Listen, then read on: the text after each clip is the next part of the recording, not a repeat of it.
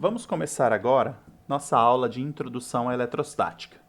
Primeiramente, o que é eletrostática? É a área da física, né, que faz o estudo das propriedades elétricas de cargas em repouso, né? Então, cargas em repouso aqui, nós estamos nos referindo a cargas elétricas. E em repouso quer dizer que são propriedades independentes dela estar em movimento ou não, né? Pode ser em repouso.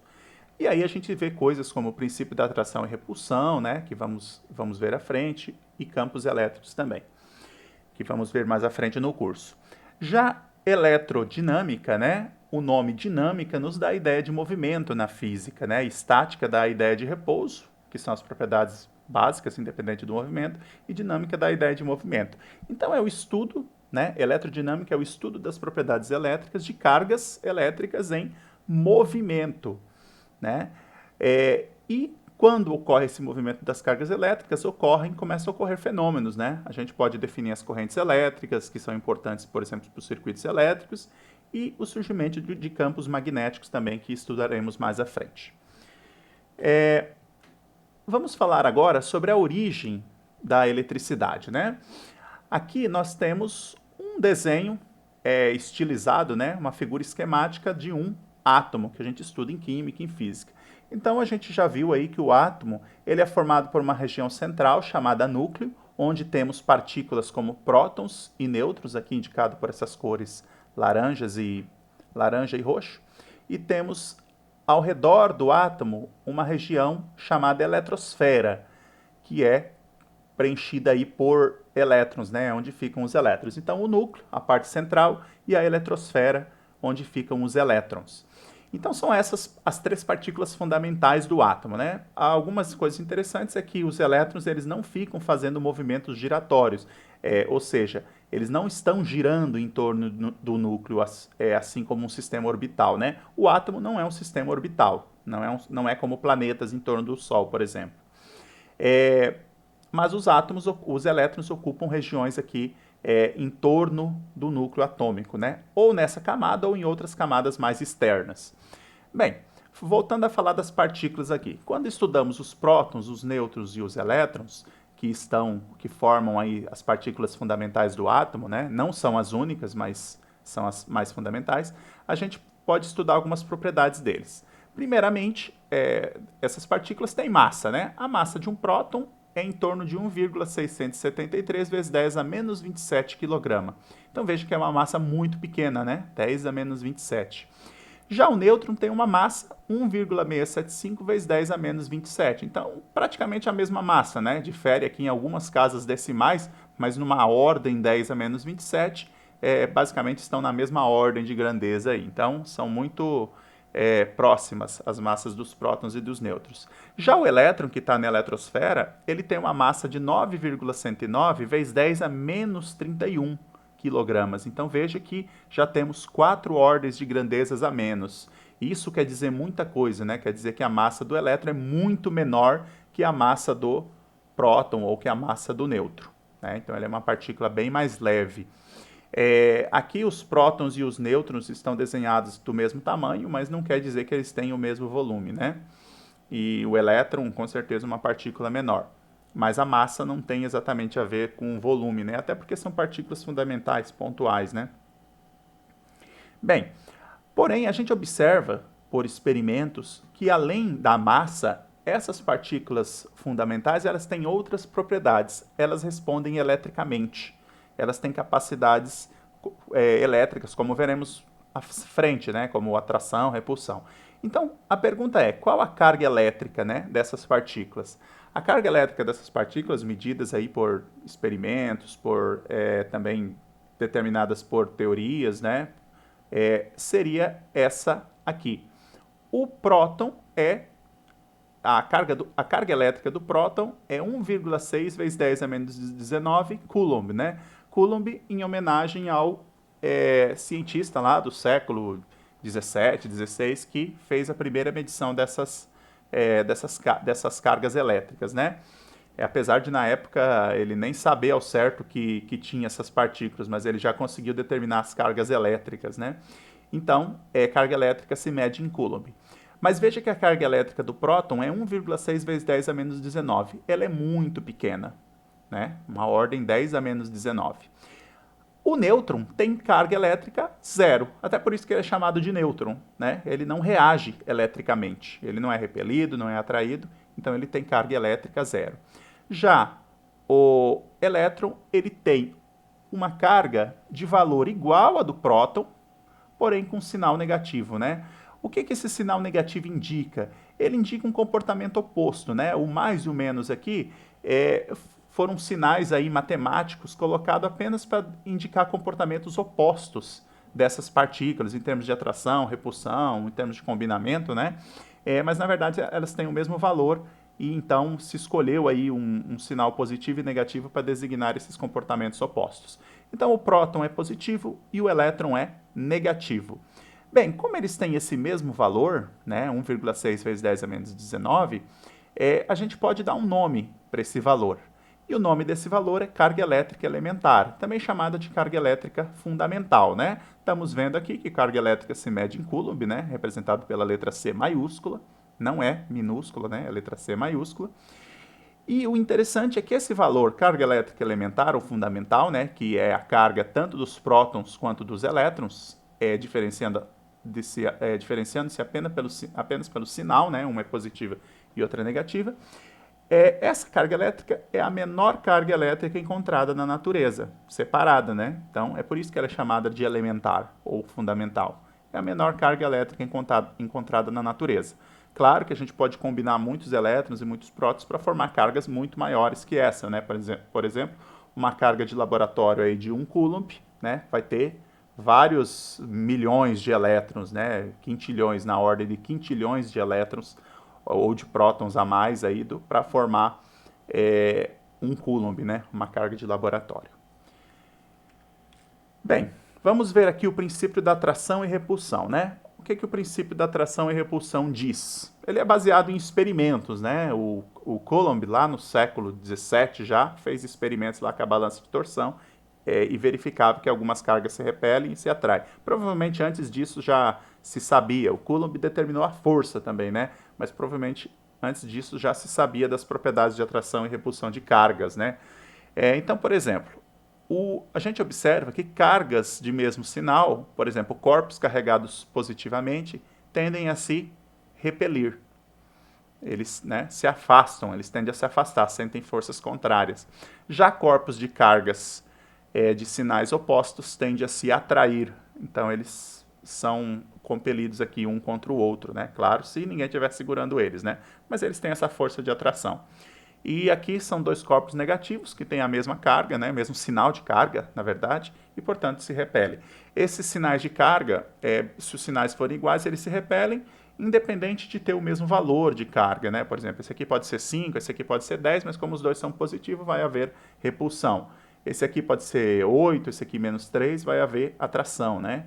E também para os negativos, né? Menos 3, menos 2, vai haver repulsão. Agora, vamos estudar aqui a chamada carga elétrica de um corpo, né? Aqui é a carga líquida. Nós vimos aí a carga elétrica fundamental, né? O que é a carga elétrica fundamental? É a carga elétrica dessas partículas elementares. Mas e se a gente quiser saber a carga elétrica de um corpo macroscópico, por exemplo, uma bolinha, uma esfera, um pedaço de vidro tritado no laboratório, né?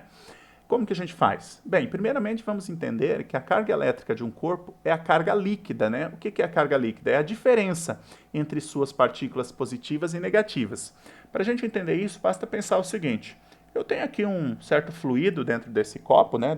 Dentro desse recipiente, e esse fluido é formado por muitas partículas positivas e negativas. E se a gente olhar aqui, nós temos 1, 2, 3, 4, 5, 6 partículas positivas e 1, 2, 3 partículas negativas, né?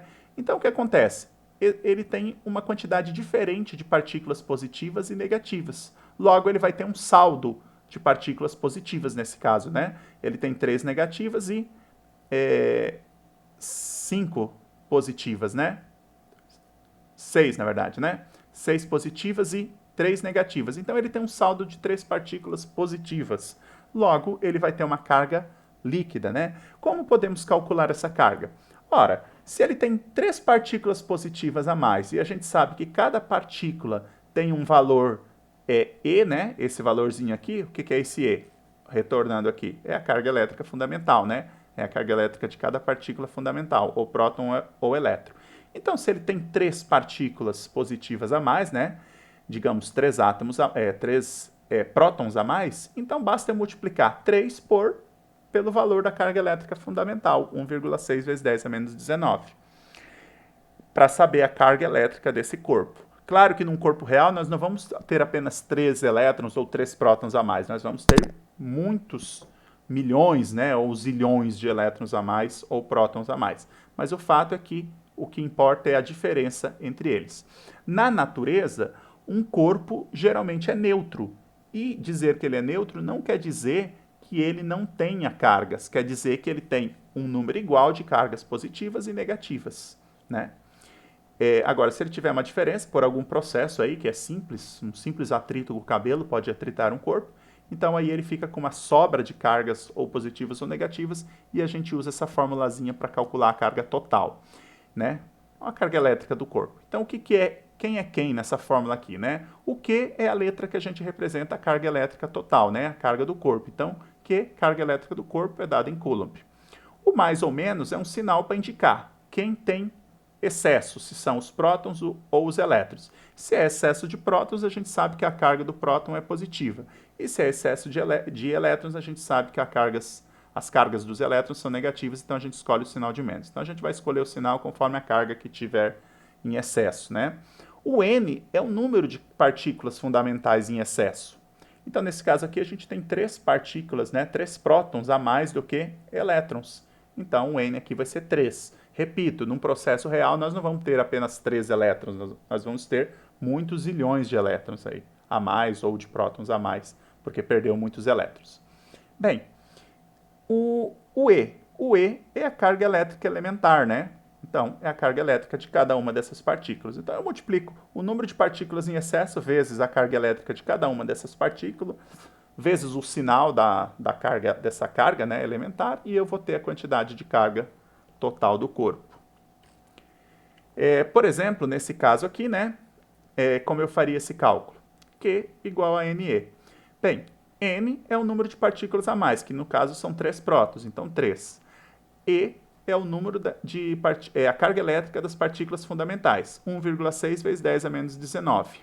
Veja que aqui eu coloquei sinal mais, né? Não tem nada, então quer dizer que é mais, porque o número de as cargas em excesso, né? As partículas em excesso são prótons, que têm cargas positivas, por isso mais. Se fosse elétron, eu colocaria menos.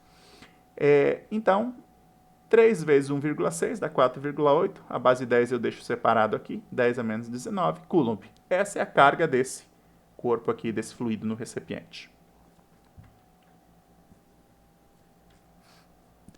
Aqui nós temos um outro caso, né? Em que, vamos voltar aqui, analisar primeiro. Veja que eu tenho 1, 2, 3, 4, 5, 6, 7 partículas negativas e 2 partículas positivas. Então, como que eu calculo a carga desse recipiente? Bem, primeiramente, como ele tem mais partículas negativas, eu deixo o sinal menos, né? Veja que eu já escolhi o sinal menos aqui na equação, né? Menos. Quantas partículas a mais ele tem? Ele tem 2 positivas e 7 negativas. Então, ele tem 5 partículas negativas a mais. Então, eu coloco 5. E qual a carga das partículas? 1,6 vezes 10 a menos 19, né? Finalmente, então, multiplicando, 5 vezes 1,6 dá 8. O menos, é porque é elétrons, e vezes 10 a menos 19 Coulomb. Então, a carga aqui é menos 8 vezes 10 a menos 19 Coulomb. E nesse aqui, nós temos 4 partículas positivas e 4 negativas, né? Então, veja que não há excesso de nenhuma, né? Isso aqui, na verdade, é um corpo neutro. Deve ter carga zero, né? Se a gente faz a continha aqui, nós vamos ver que o número de partículas em excesso é zero, né? Portanto, a carga total é zero. Então, é um corpo neutro. Na natureza, a maioria dos corpos são neutros, né? Naturalmente.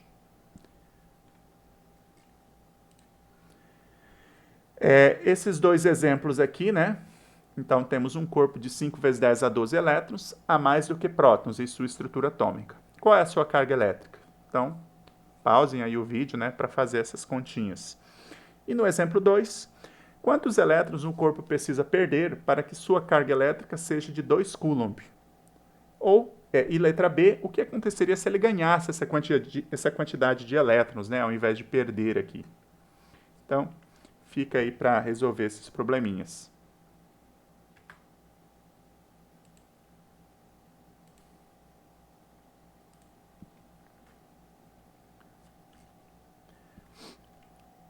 Já voltamos o vídeo, então agora vamos fazer a resolução dos dois casos, né? Então, primeiro, exemplo 1 aqui, um corpo com 5 vezes 10 a 12 elétrons, né, a mais do que prótons, né? Qual é a carga? Então, vamos usar a fórmula aí. Q igual a ME, a gente já colocou o sinal menos, já que ele tem mais elétrons, né? Então, menos, ó, veja que ele tem 5 vezes 10 a 12 elétrons, né?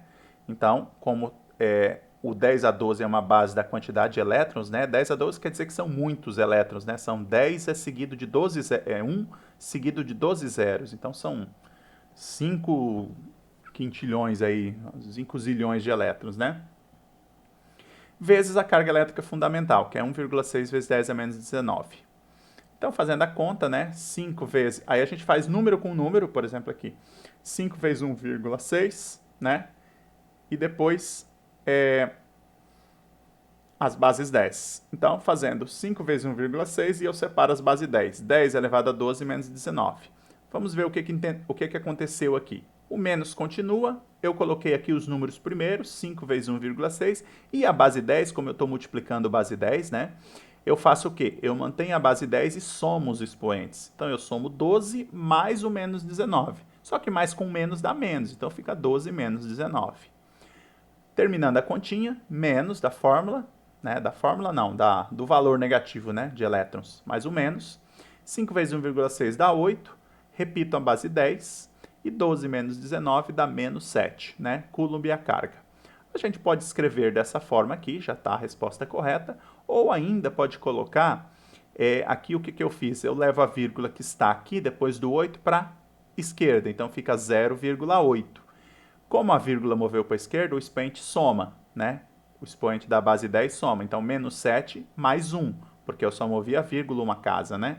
Menos 7 mais 1 dá menos 6. E 10 a menos 6 é esse símbolo aqui, é o micro, né? O Coulomb continua aqui, esse micro é o 10 a menos 6, que aconteceu aqui.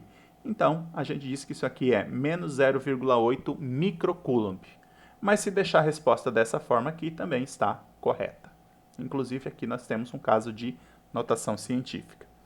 O exemplo 2 é aquele: quantos elétrons o corpo precisa perder para que sua carga elétrica seja de 2 coulomb, né? E o que aconteceria se ele ganhasse essa quantidade de elétrons, né? Então, vamos resolver a 2. Primeiro, Q igual a NE, a mesma fórmula. Se eu quero que a carga dele seja 2 coulomb, eu coloco aqui Q igual a 2 coulomb. E o N? O N eu não coloco, porque é o que eu quero saber, né?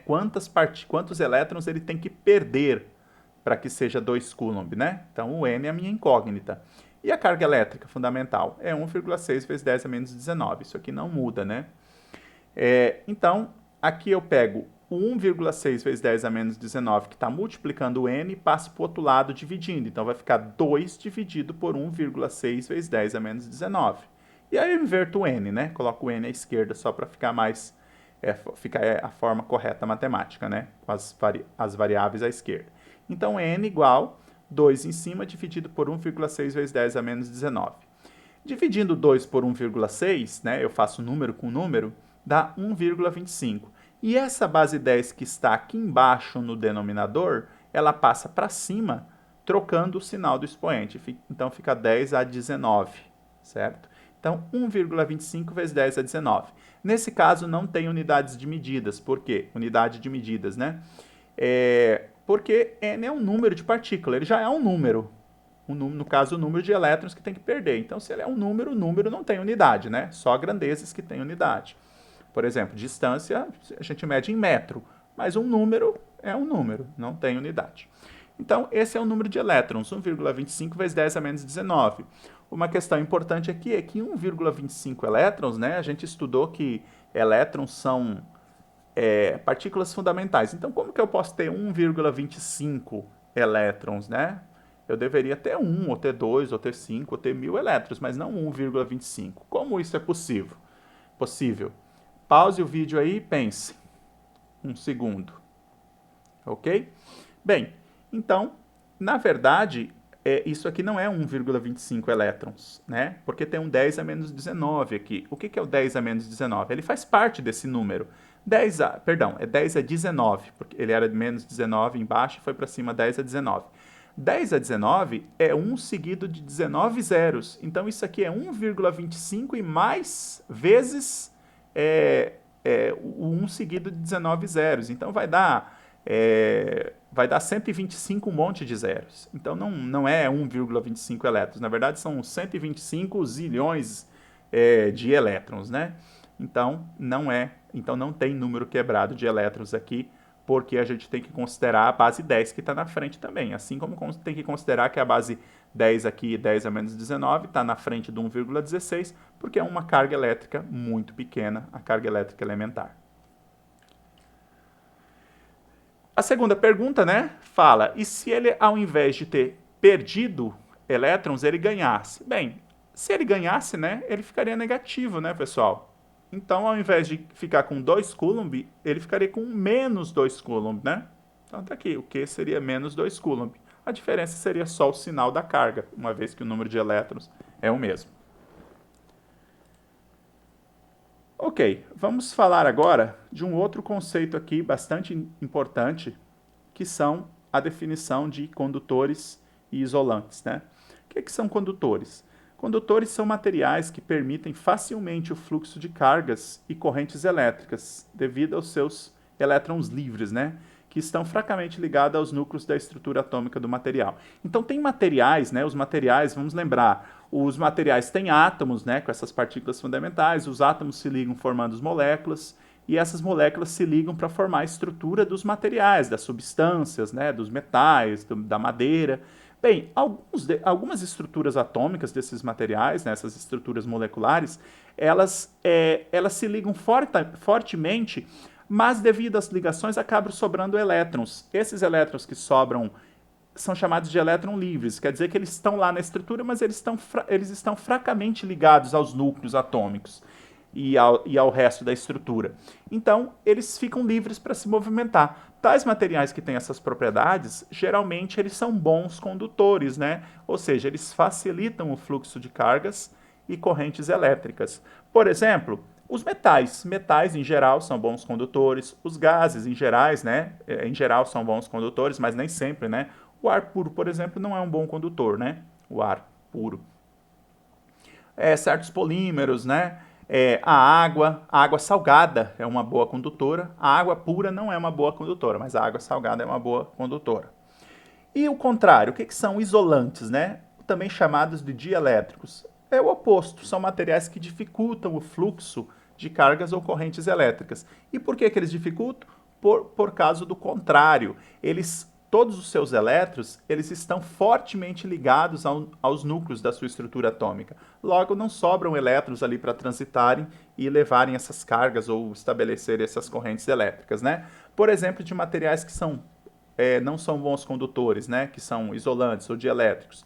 Borracha, a madeira em geral, né? Se a gente pôr lá digamos, um curto-circuito na madeira, ela pode até pegar fogo ao invés de transmitir, né? A corrente elétrica. A não ser que essa madeira esteja muito coberta por um tipo de cera ou algum tipo de pintura, que aí essa pintura ou essa cera poderá transmitir a corrente elétrica, né? Bem, outro exemplo, isopor também é um mau condutor, água pura em geral, até o ar, né? O ar também é um mau condutor de forma geral. Ok? Então, tá aí definidos condutores e isolantes elétricos. E eu não coloquei aqui, mas comentamos também, né? É importante comentar também os chamados semicondutores. O que são semicondutores? São materiais que naturalmente eles são maus condutores, mas que passando por um processo eletrônico, né? Um processo aí industrial chamado dopagem, né? Eles passam a ser bons condutores. Isso se faz pela ligação de alguns materiais, como o galho ou o germânio, na sua estrutura atômica, e que fazem sobrar elétrons ou sobrar buracos, né, na estrutura atômica desses materiais. E aí eles acabam adquirindo propriedades elétricas, né? Então, naturalmente, são maus condutores, mas, sob certas condições, passam a ser ótimos condutores. E o interessante desses materiais é que a gente pode controlar essas propriedades Então, eles são muito importantes na indústria dos chips de computadores, por exemplo, né? Os chips são feitos desses materiais semicondutores. Toda a parte de eletrônica digital depende desses materiais e são muito importantes nesse tipo de aplicação. Bem, agora nós vamos começar a estudar aqui os processos de eletrização.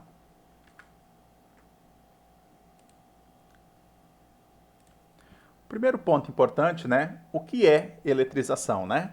Então a gente sabe que na natureza, naturalmente os corpos são neutros, eletricamente neutros, né? Mas é muito fácil a gente carregar um corpo. Então, eletrização é o processo de carregar eletricamente um corpo neutro. Ou seja, fazer esse corpo neutro passar a ter uma certa carga elétrica, né? Existem processos básicos, que são esses aqui, atrito, contato, indução, são processos extremamente simples, a gente consegue fazer em qualquer lugar, né?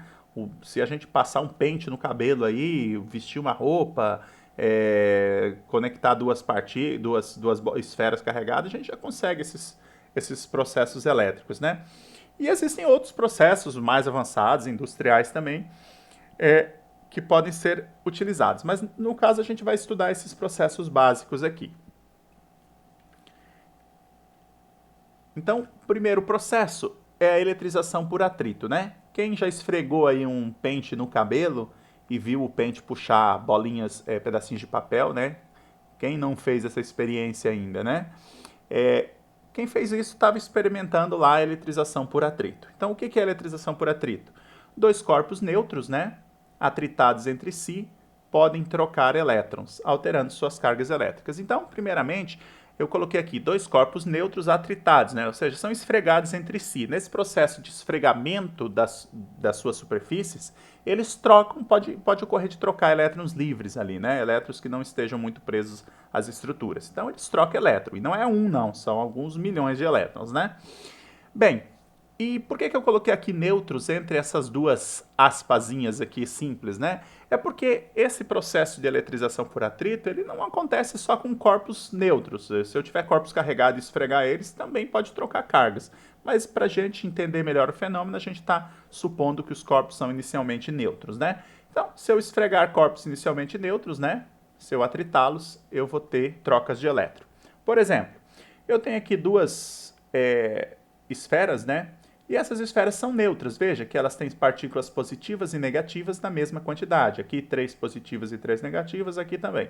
Então, aqui nós temos uma carga A igual a zero e uma carga B igual a zero.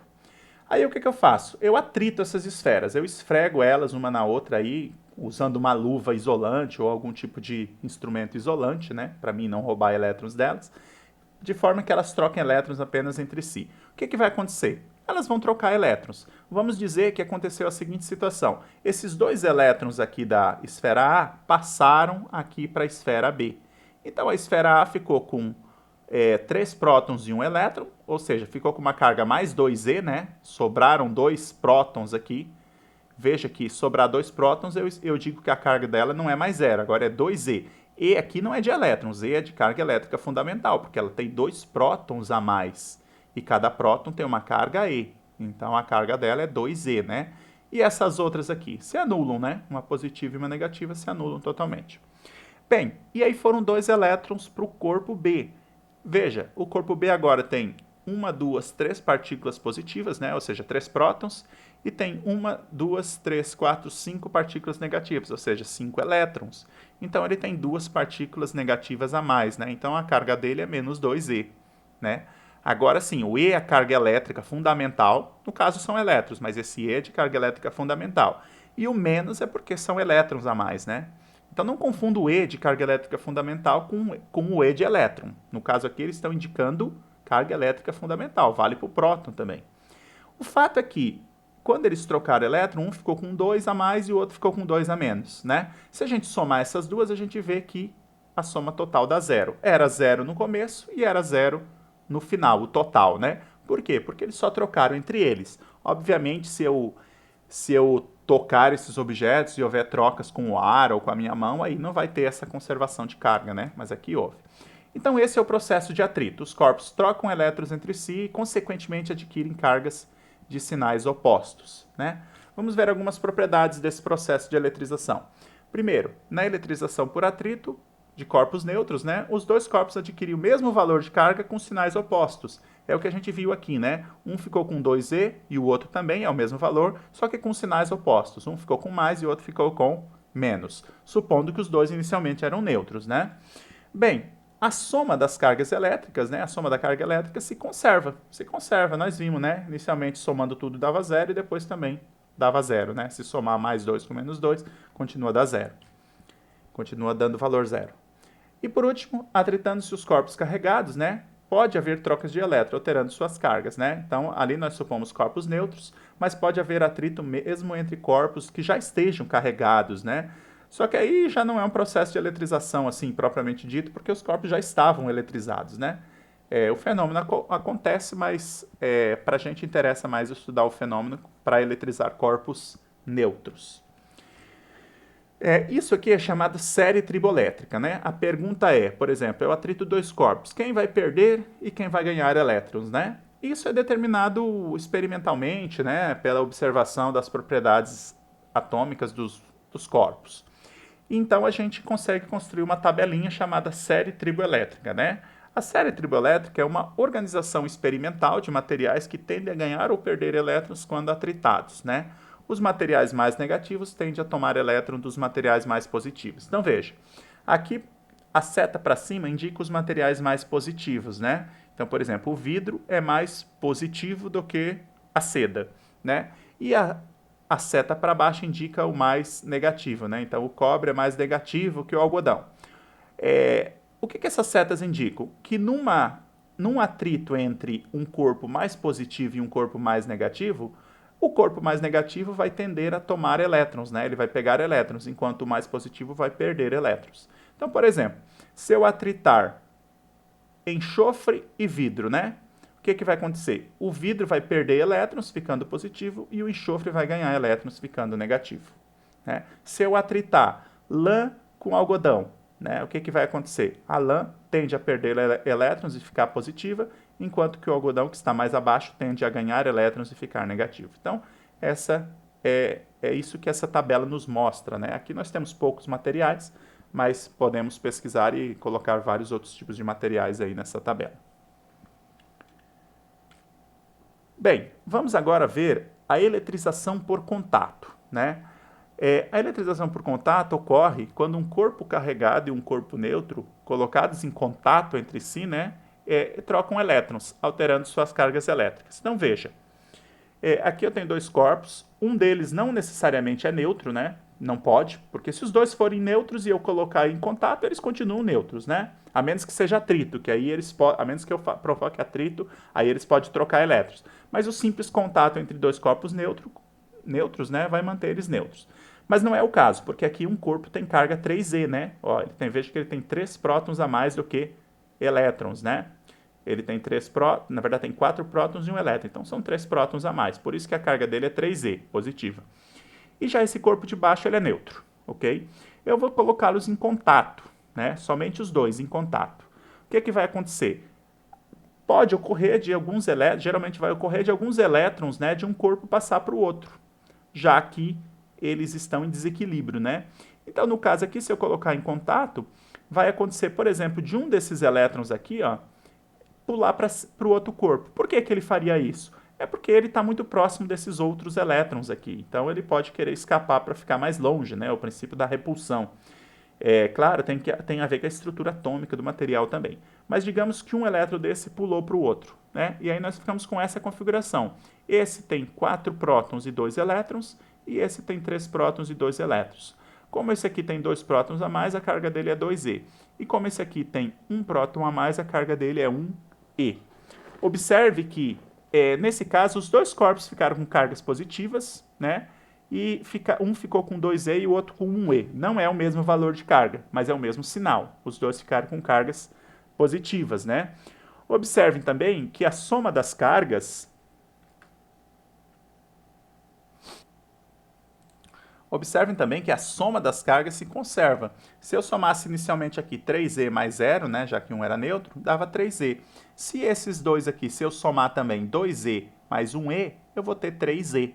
né? A mesma quantidade de carga. E aqui é a carga elétrica fundamental de cada uma dessas partículas. Então, quer dizer, eu tenho uma conservação de cargas, né? Claro, supondo que eu não toque isso aqui com a mão ou com um objeto para que eles percam cargas, né?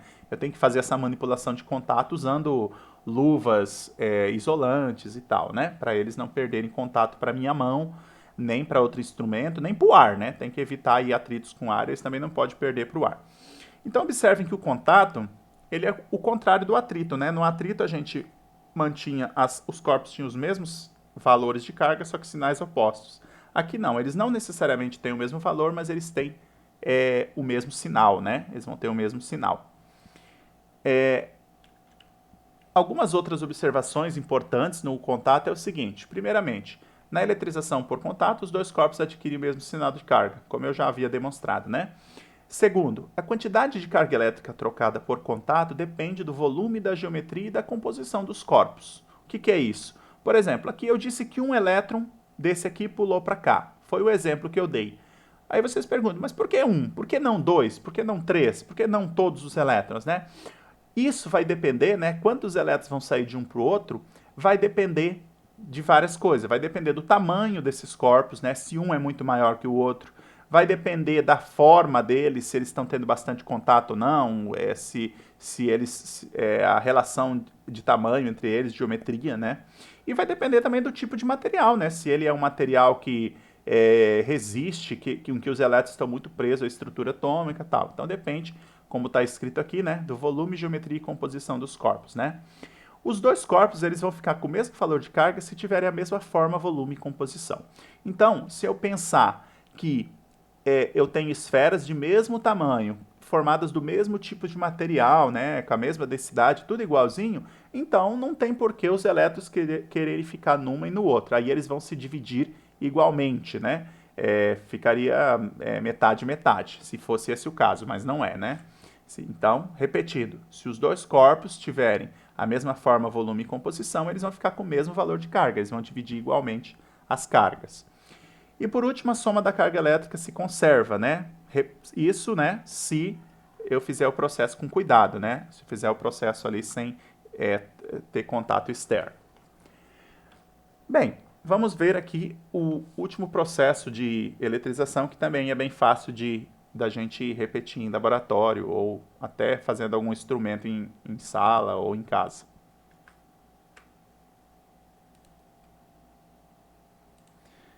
É a chamada eletrização por indução. Então, o que ocorre, né? A eletrização por indução ocorre pela indução da polarização de um corpo.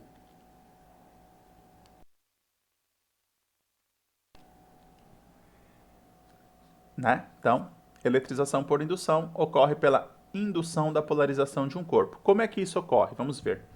Eu tenho aqui um corpo neutro, né?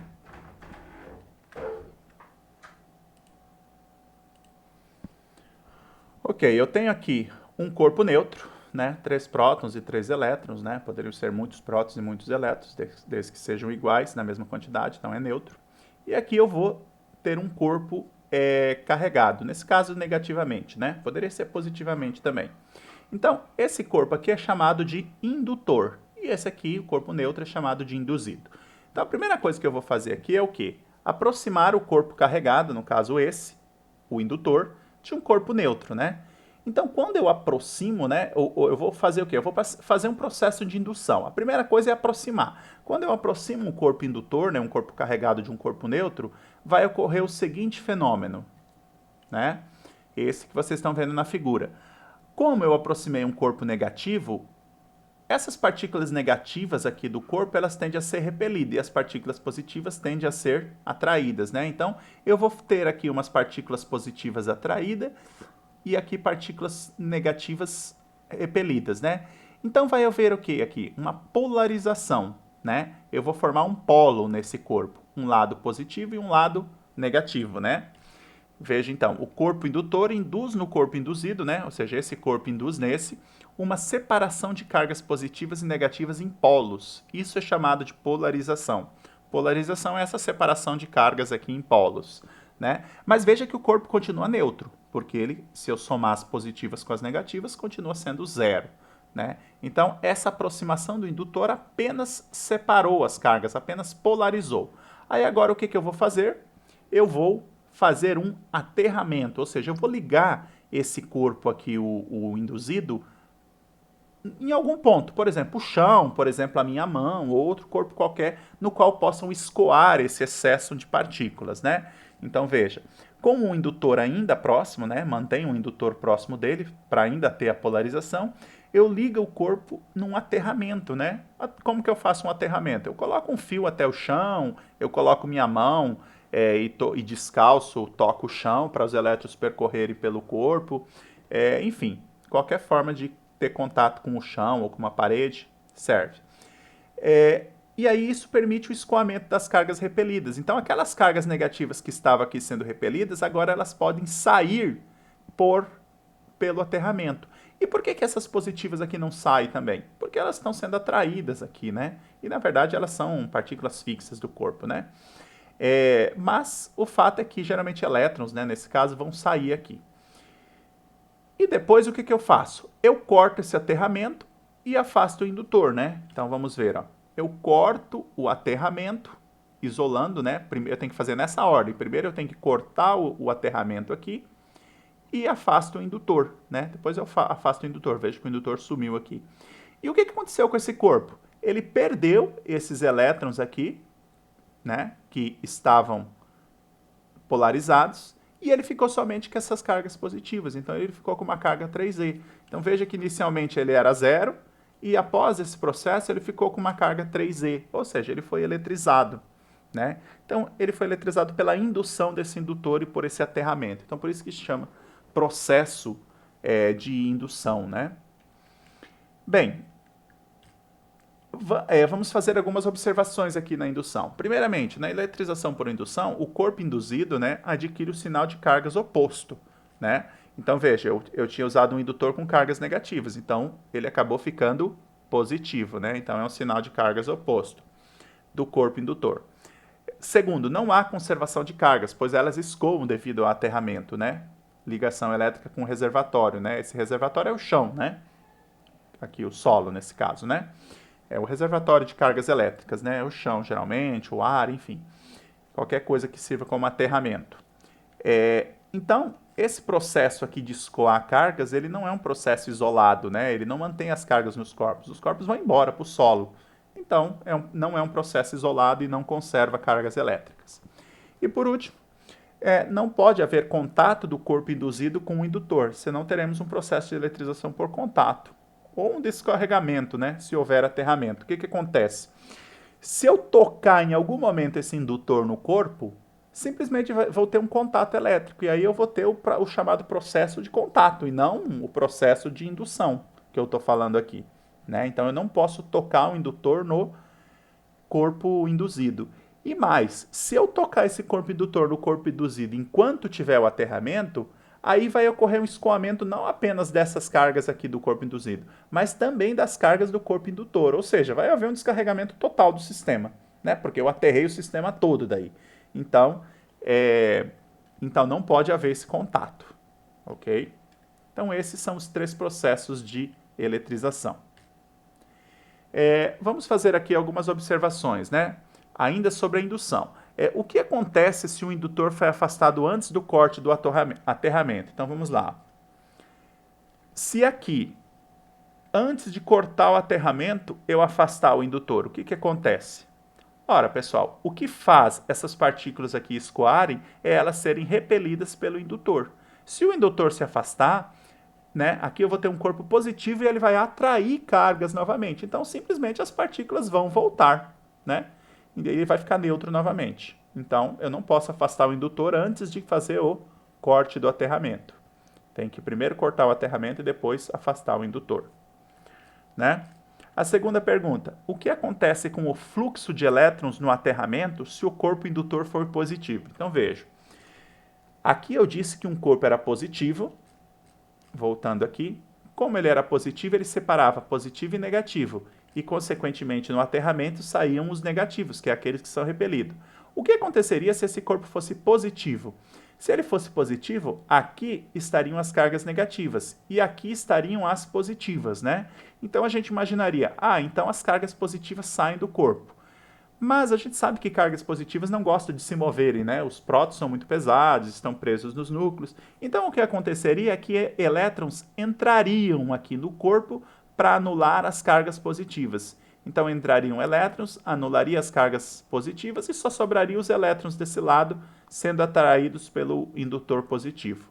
Então a gente mudaria o fluxo de elétron aqui no aterramento e no final das contas eu teria um corpo carregado com carga negativa, né, que é o oposto do indutor. Então aqui eu usei um indutor negativo, o corpo fica carregado positivo. Se eu usasse um indutor positivo, o corpo fica carregado negativo. Vamos conferir aqui essas respostas, né? Então, primeiramente, o que acontece se o indutor for afastado? As cargas elétricas fluirão de volta para o corpo, neutralizando, né? E segundo, o que acontece com o fluxo de elétrons se o corpo indutor for positivo? Ao invés dos elétrons serem afastados do corpo induzido, eles serão atraídos, deixando o corpo negativo, né? Como eu falei. Outro exemplo aqui. Dois corpos neutros isolados são atritados e afastados, né? Se um ficou com 3 coulomb após o atrito, qual é a carga elétrica do outro, né? Então, pausem o vídeo aí, tentem fazer o exemplo e já já eu retorno com a resposta.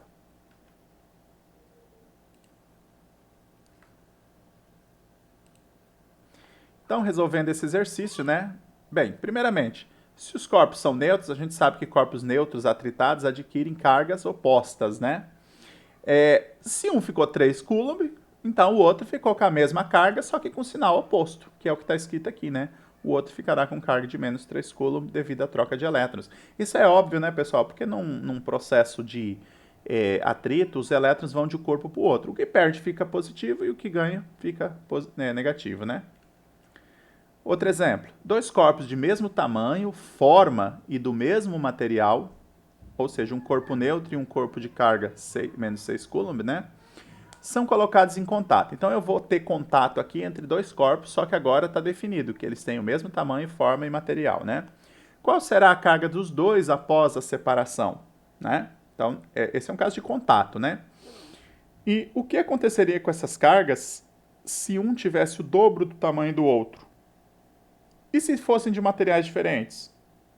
E o que ocorre conservação de cargas elétricas? Então temos várias perguntas aí na mesma questão, né? Então, pensem aí, parem o vídeo, resolvam e depois retornem aqui para a gente responder. Bem, vamos lá, vamos começar a responder. Primeiramente, se os dois corpos têm o mesmo tamanho, forma e material, né? Por que os elétrons prefeririam ficar num ou ficar no outro? Eles têm o mesmo tamanho, a mesma forma e são do mesmo material, então eles vão dividir a carga, né, pessoal? Então isso acontece no contato, né? Já que eles são colocados em contatos. Então, um é neutro e outro é menos 6 coulomb, e eles vão dividir essa carga de menos 6 coulomb. Logo, cada um vai ficar com metade. Ou seja, cada um terá menos 3 coulomb, pois eles têm o mesmo tamanho e composição, né? Então, eles dividem esses menos 6 coulomb, né? O menos aqui é só para indicar que é excesso de elétrons, né? Ele divide, cada um fica com menos 3. E se fossem 3 corpos, né? Aí, 3 corpos iguais, né? Cada um ficaria com menos 2, certo? Bem, respondemos a letra A, a letra B. O que aconteceria com essas cargas se um tivesse o dobro do tamanho do outro? Bem, eles dividem a carga igual porque eles têm o mesmo tamanho, e o mesmo material, né, mesma forma. Mas, se eles tivessem o mesmo material, só que um tivesse o dobro do tamanho, ele absorveria o dobro de cargas, né? Então, eles ficariam com essa configuração, né? O corpo que tem o dobro do tamanho terá o dobro de carga. Ou seja, um ficará com menos 4 e o outro com menos 2. Né? Veja que a soma continua dando menos 6, né? Menos 4 e menos 2 dá menos 6. E esse aqui também, cada um terá menos 3, né? São dois corpos, menos 3 vezes os dois corpos dá menos 6 também. Então, não muda a carga dos corpos, né? Só muda a distribuição das cargas entre eles devido ao contato. Questão C. E se fossem de materiais diferentes? Bem, aí não seria possível estimar, né? Esse valor de carga, pois os dois ficariam... mas os dois ficariam negativos. Por exemplo, se esses dois corpos aqui não forem do mesmo material, um é neutro, o outro é menos 6. A gente espera que eles troquem elétrons, porque tem elétrons em excesso num deles, né? Tendo elétrons em excesso em um deles, né, se eles trocar elétrons, os dois vão ficar negativos, então os dois ficariam negativos. Mas a gente não sabe quanto vai para um, quanto vai para outro, já que eles são de materiais diferentes, né? Então a gente não pode estimar o valor, somente o sinal. E por último, ocorre conservação de cargas elétricas? Sim, né? Veja que a soma, né, menos 4 menos 2 dá 6, aqui menos 3 para cada um dá 6, menos 6 também. Então, em processos isolados sempre vai ocorrer, né? Em processo isolado, tanto de contato quanto de atrito, vai ocorrer a conservação de carga. Exceto no caso de indução, porque a gente faz um aterramento. Então, obviamente, não é um processo isolado.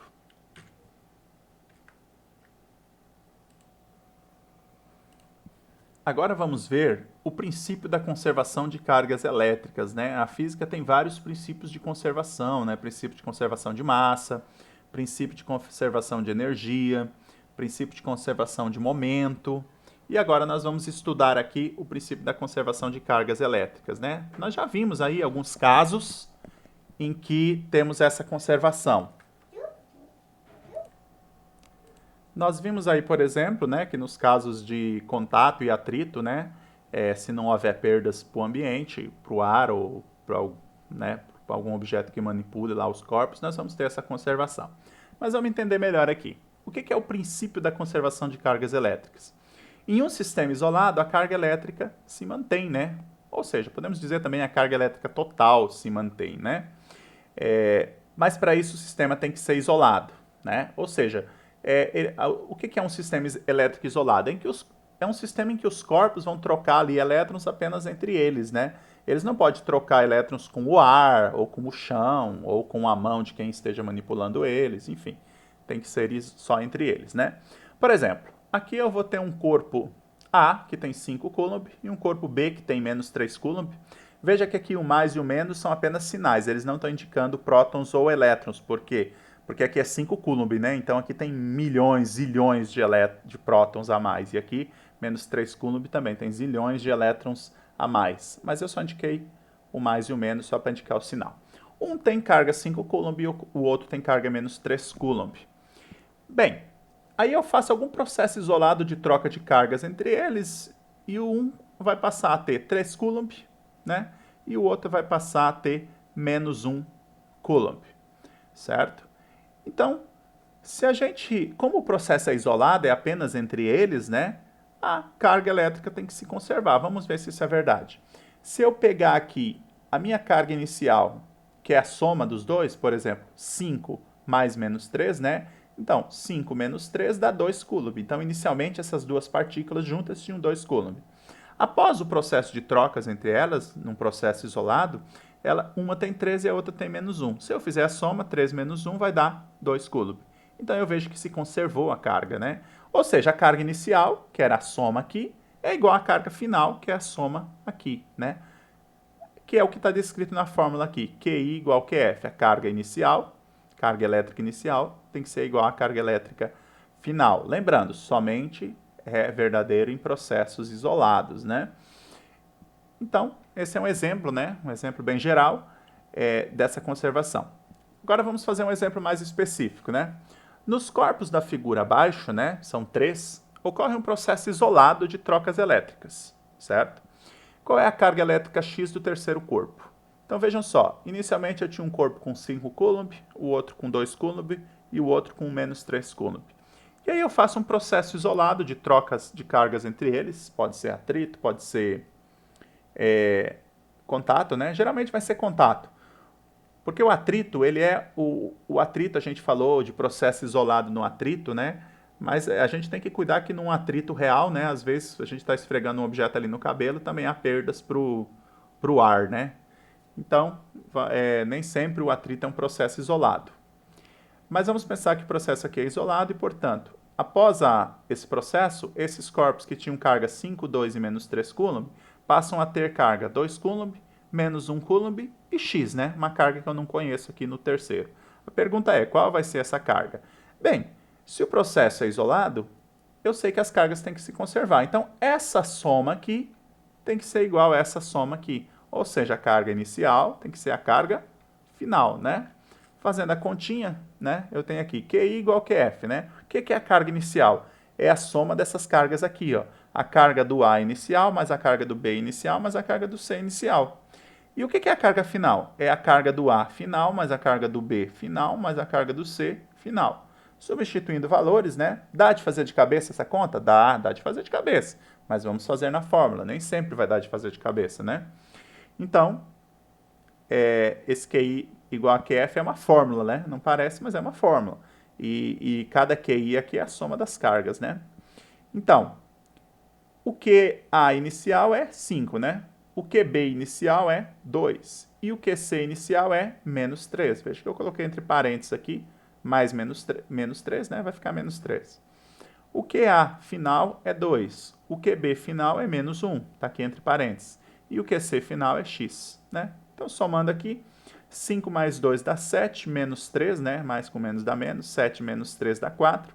Aqui, 2 mais menos 1, né? 2 menos 1 dá 1, mais x. Portanto, x é igual, deixo 4, passo 1 negativo, ou seja, 4 menos 1. X é igual a 4 menos 1, ou seja, 3 Coulomb, né? 4 menos 1 dá 3 Coulomb. Então, dá 3 aqui, né? Daria de ter feito de cabeça, né, pessoal? Porque, ó, 5 mais 2 dá 7, menos 3 dá 4 aqui desse lado. Então, desse lado tem que dar 4, né? 2 menos 1 dá 1, né? 2 menos 1 dá 1. Para ser 4, eu precisaria de 3 aqui, né? Que aí 3 mais 1 dá 4. Repito, nesse caso daria de ter feito de cabeça, mas eu mostro a conta porque em alguns casos pode ter muitos valores ou valores quebrados que não dê de fazer de cabeça, né?